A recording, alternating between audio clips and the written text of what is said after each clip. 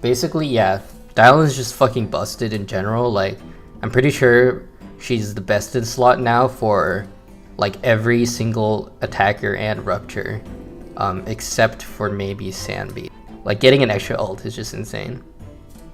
As I said, she has terrible synergy with Billy. The fact that she provides damage bonus kind of sucks. It costs less of her meter to do a converted ult than it does to do just an ult without a chain. So like, if you want to convert a chain to an ult, it only costs 60 meter, I think. But if you just want to do an ult without converting a chain, it costs 90. So with Billy, you want to do more chains to build up his additional ability, so you don't really want to convert chains, which means that every time you make her do an extra ult, it will cost more on Billy, because fuck Billy, am I right? Like, and then also the fact that you can't crouch during the extra ult, and it's hard to build up additional ability stacks on it unless you have Astra. But even with Astra, it's like, can you like chain twice and then ult and then chain twice again and then ult all within the stun window? Like, no, it's not gonna happen unless the boss itself has a longer stun window, which at this point there isn't any boss like that. They were just like, how can we make this physical stunner work with everyone except Billy? Like, Jesus Christ, like, fuck. But anyway, but yeah, even though there's all that anti-synergy, like, look at this. Like, if you compare, like, so like the Billy's best hyper carry team in terms of DPS is gonna be like Astra Nicole, right? And then you have like Astra Dialyn, which is at M0, it's 23% better than Astra Nicole, right? It's like, Jesus Christ, like, the agent that she has the worst fucking synergy with is getting a 23% increase. Like, why? And then also, like, it's also like, in practice it's going to be even more than 23%, because at least in Deadly Assault with double support, if you don't have a stunner, most of the time you're not going to be able to get 3 stuns, so you're not going to be able to see like the full extent of this DPS here, because like you'll get like 2.5 stuns and then like you'll waste a bunch of time because like you're not getting the extra ult or whatever. But then like if you have a stunner, you're gonna have 3 or more stuns, so you're getting a much better use out of this DPS because you can actually make it to the stun window at the end, which is where you do most of the damage. The question I get asked a lot also is, does she need her Wenjin? So like, if you compare like just damage, this basically, so this is like assuming the same rotation, right? So like, it's only comparing buff quality really. So like the buff from the Wenjin gives you like around 7 to 8%. So it's not really that essential if you're just considering the buff quality. In terms of like what it can give you in terms of rotation though, because it gives you, the Wenjin gives you more crit rate, which improves your impact, right? Your stun speed, and it also improves her energy generation, which translates to more of her meter generation. So basically you can get more ults off if you have your more extra ults off if you have your if you have her Wenjin. But specifically for Billy, even with 4 stuns, like Billy isn't ulting every stun, right? And like, I don't think he had Dialyn have proc extra ult every stun either. Let me see. Okay, so he does get 4 extra stuns from, or 4 extra ults from Dialyn, but in most cases you're going to be going for 3 stuns anyway,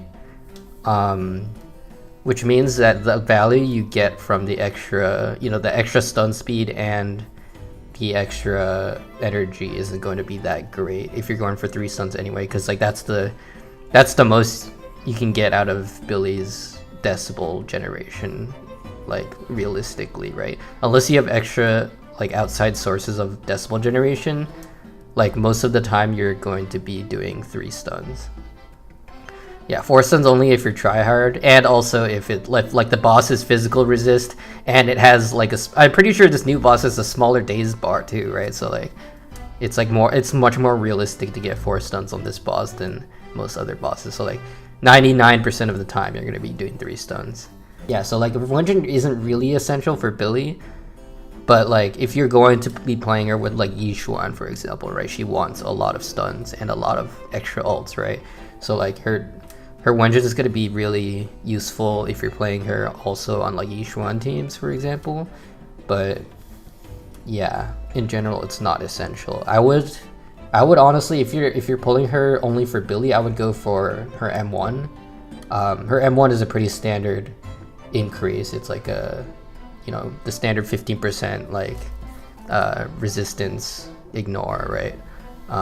Which like on a neutral weakness is going to be just a 15% increase in your DPS. That's pretty standard for like, you know, I think who else has it? Is it Caesar that also has the same 15% on her M1?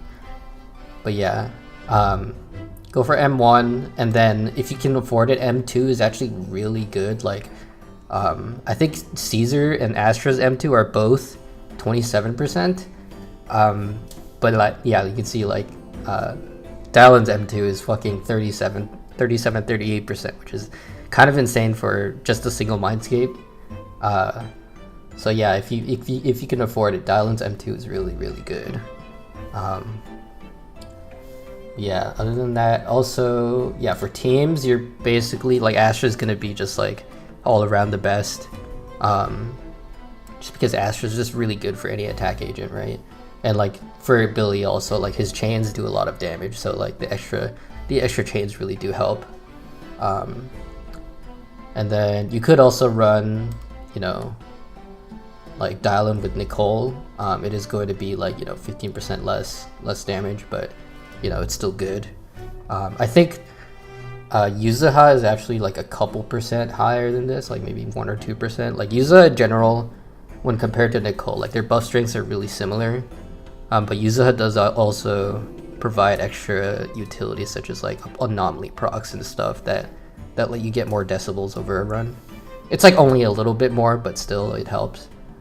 And then also not shown here, I don't know. Yeah, I guess I don't have it on the spreadsheet.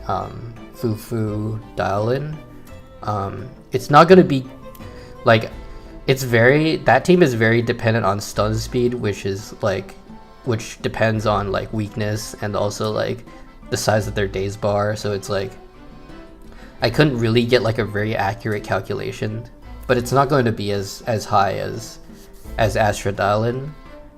But it also isn't going to be bad, like it's gonna be good, but it's not gonna be as good, I don't think, as Astra Dialyn, just because like the resource efficiency is just gonna be much better on Astra Dialyn.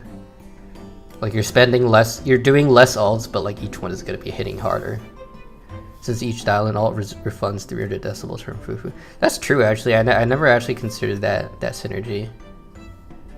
The extra ult will get you an extra 300 decibels.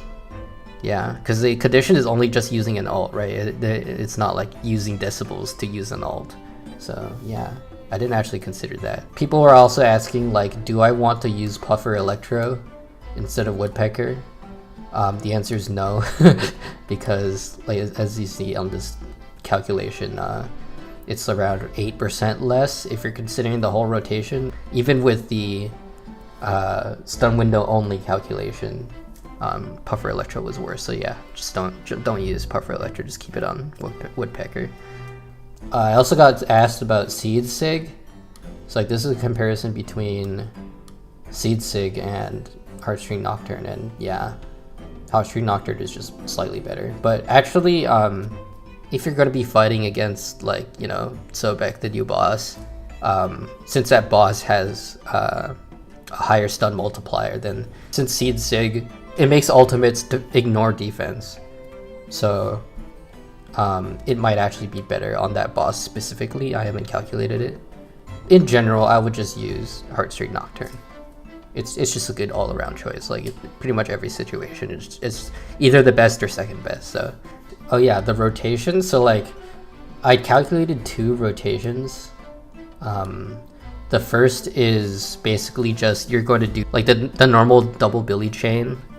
And then you'll do Billy's normal ult, and then you'll do Dialyn's like non-converted ult. So you just use up all 90 meter to to get an extra alt. So that's this 100% here. And I did try another rotation, which was like, you know, on the first stun you're going to do basically the chain alt alt, and then like in the middle between the stuns you're going to do Astra's double chain. And then second stun you're going to do a converted alt and then a chain and then the normal alt. That way you get that first converted alt is going to be, it's going to have 2 additional ability stacks, and then the second alt will have 1. So you're kind of trying to maximize alt damage there. And then the third stun will be the same as the first stun. So basically what you're trying to do is maximize to min-max the additional ability stack so that your ults hit the hardest. But because you're converting that chain on the second stun, you're actually missing out from the extra chain damage that you could have done. So Billy's chains are actually pretty good. On basically a normal boss, you're going to lose out like, you know, 1% or more damage from trying to do that. But possibly on Sobek, it would be better than the normal rotation because you're making the ults hit harder, and Sobek specifically has a higher stun multiplier, so you want your ults during the stun rotation to hit harder. Like if you're doing more chains, this other rotation is better because you're doing more chains, but some of them are outside the stun window. So on Sobek, for example, those extra chains aren't going to hit as hard as your ult during the stun window. So yeah, it is like something you can optimize, but in general you just want to do the same, like chain ult. But yeah, I think that's all I wanted to say about Dialyn for now. I'm going to make a full Dialyn guide at some point by the end of her banner, like a few days before. I plan to release it a few days before the banner, so look out for that. I'll be doing more detailed calcs. I'll be testing her with like, you know, Seed and Orphe and like seeing how that works, and also just being more detailed in general. But yeah,